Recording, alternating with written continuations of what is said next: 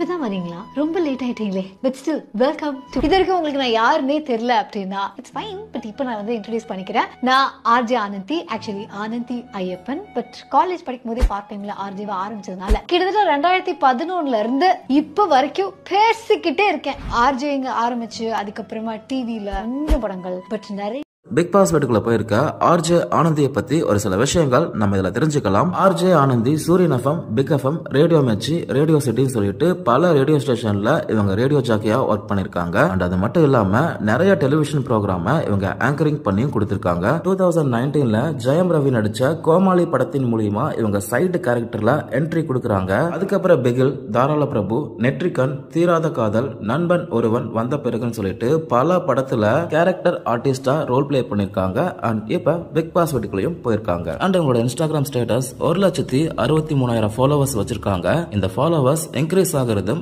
Degrees ஆகுறதும் அவங்க big pass வீட்டுக்குள்ள ஆடுற கேமை பொறுத்து தான் இருக்கு.